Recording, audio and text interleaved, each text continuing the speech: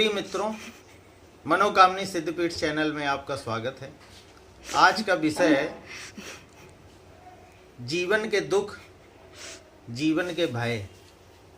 संसार में ऐसा कौन प्राणी है जिसको दुख और भय न हो। सुख तो क्षण ही गए, आया और चला गया। दुखों और समस्याओं के भय से ही ज्ञान प्राप्ति होती है, और दुखों और भय से बचने के लिए ज्ञानी पुरुषों की शरण में जाता आदमी, धार्मिक स्थानों में जाता है, ज्योतिषियों के पास जाता है, पूरे जीवन सीखता है, सीख नहीं पाता है। हमको, आपको, सबको जीवन भर परखा जाएगा, जीवन भर चुनौतियां रहेंगी और हम इसी प्रकार सीखते रहेंगे। किस उम्र तक आदमी सीखेगा, किस उम्र तक सीख कर मजबूत हो जाएगा, इसका विवेचन करना तो बहुत कठिन है। अगर समस्याएं न हो, भय न हो, दुख न हो, तो मनुष्य कभी आध्यात्मिक प्रकृति या किसी निराकार शक्ति, इन सब चीज़ों के बारे में सोचना, समझना, इस दिशा में उन्मुख ही नहीं होगा। संक्षेप में इनका निराकरण क्या हो सकता है? कहते हैं दुख में माँ की याद आती है, भय में पिता की। तो जब जीवन में आप बहुत ज़्यादा दुखी हों तो ये संपूर्ण ईश्वरी सत्ता दो जगह विभक्त है, और लंबा विवेचन करें तो तीन जगह विभक्त है, जिसको वैज्ञानिक कह देते हैं इलेक्ट्रॉन, न्यूट्रॉन, प्रोटॉन, और आध्यात्मिक भाषा में कह देते हैं ब्रह्मा, विष्णु, महेश। सारगर्भित रूप से दो जगह निहित है, दुख में माँ, विपत्ति में पिता।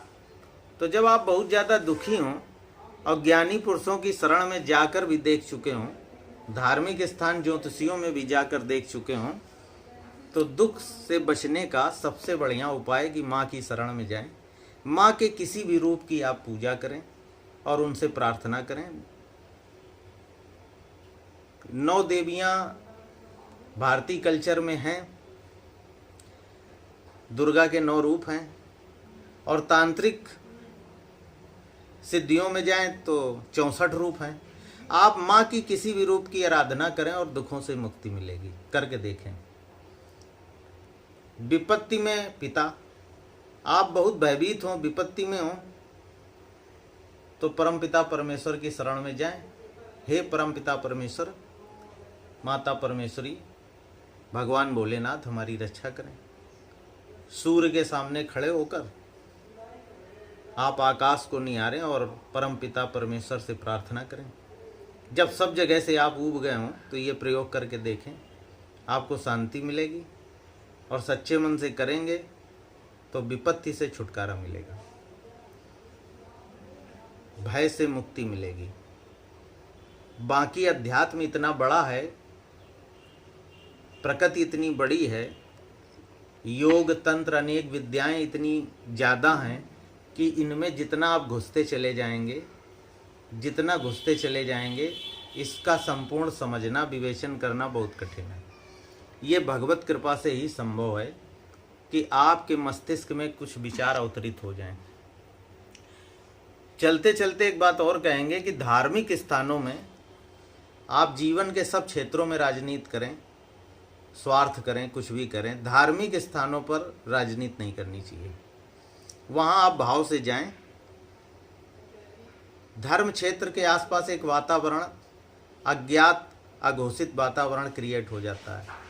धार्मिक स्थानों में जो पशु पक्षी, कुत्ते भी होते हैं, आपको इस जन्म में वो कुत्ता पशु पक्षी नज़र आ रहा है, मछली नज़र आ रही है। अगर कोई तालाब, सरोवर है धर्म स्थान में, आप बड़े गहराई से जब जाएंगे तो वो कुत्ता पिछले जन्म में हो सकता पुजारी हो, और इस जन्म में वो मंदिर के आसपास टहला। आप कभी गौर करना, मंदिर धर्म स्थान का कुत्ता कभी किसी को काटता नहीं। उसको आप भगाइए, भाग जाएगा, दुत्कारिए, धत कह दीजिए, वो प्रसाद के चक्कर में टहलेगा, लेकिन कभी भी वो काटता नहीं। और स्ट्रीट डॉग, बस्ती में गली के कुत्ते कभी कभी काट लेते हैं। पिछली योनियों का भोग भोग रहा हो, कोई संत हो, बहुत तपस्वी हो, बहुत ही संत प्रकृति का व्यक्ति रहा हो पिछले जन्मों में, इस जन्म में वो अपनी कुछ अतृप्त बातों को भोगने के लिए पशु पक्षी, हिरन, कुत्ता या किसी रूप में धर्म स्थान में विचरण कर रहा हो, समय काट रहा, आपको दिखाई नहीं पड़ रहा है उसके अंदर बैठा व्यक्ति। आप उसकी वर्तमान शरीर की योनि को देख रहे हैं, केवल आपकी आंखें इतना ही देख सकती हैं। आप गौर करिए, कैमरा होता ना, कैमरा की एक लिमिट होती है कि कितनी दूर तक का दृश्य आपकी आंखें कैद कर सकती हैं। बंदूक से गोली चलती है, उसकी भी एक लिमिट होती है कि कितनी दूर तक खड़े व्यक्ति को ये मार सकती है, उसके बाद अगर व्यक्ति खड़ा तो वो मार नहीं सकती है। इसी तरह आपकी आंखों का एक कैमरा होता है, वो उतनी ही चीज़ों को पकड़ पाता है जितनी उसकी क्षमता है। आपके मस्तिष्क और ज्ञान की उतनी ही सीमा है, वहीं तक आप पकड़ पाएंगे। लेकिन ये प्रकृति तो अनंत है, ये अनित्य है, ये नित्य है। आप अनित्य नेत्रों से नित्य का दर्शन कैसे कर सकते हैं? आपके नेत्र तो अनित्य हैं, न पहले थे न बाद में होंगे, आज हैं। ये प्रकृति नित्य है, ये पहले भी थी, आज भी है, कल भी होगी। अनित्य नेत्रों से आप नित्य का दर्शन नहीं कर सकते हैं। अनित्य कैमरे से, जिसकी मेगापिक्सल कम है, उसको आप नित्य को सब कुछ कैमरे में कैसे कैद कर सकते हैं? तो आपकी आंखें ये देख रही हैं कि ये पशु पक्षी, ये कुत्ता है, क्योंकि आपकी आंखों का मेगापिक्सल कैमरा उतना ही है। उसके बाद ये क्या है, उसके पहले क्या था, किस योनि में था, ये आपकी आंखों का मेगापिक्सल कैमरा कैच नहीं कर सकता है। इसलिए अनावश्यक आध्यात्मिक बातों के वाद विवाद में मत पड़ें। जितना आपका बुद्धि, ज्ञान और आंखों की क्षमता है, आप उतना समझते और जानते हैं। अगर कोई उससे ज़्यादा जानता समझता है तो आप अत्यधिक ज्ञानी होकर उससे तर्क वितर्क ना करें। तो मैंने 3 चीज़ें कही, दुख में माँ, विपत्ति में पिता, और धार्मिक स्थानों में विचरण कर रहे पशु पक्षी, जीव जंतु, मनुष्य जो भी हैं, वो सब पिछले जन्मों के अनेक प्रकार के, ये बहुत बड़ा सॉफ्टवेयर है। जैसे कंप्यूटर में सॉफ्टवेयर होता है, उसमें सब एक सिस्टम पूरा अपलोड हो जाता है। इसी तरह भगवान ने इस पूरे संसार में एक सॉफ्टवेयर सिस्टम अपलोड कर दिया है। उसके आधार पे योनियाँ बदलती रहती हैं, जन्म बदलते रहते हैं, कर्मों के भोग होते रहते हैं, सब ऑटोमेटिक चलता रहता है। तो आज के वीडियो में बस इतना ही। जय श्री राधे।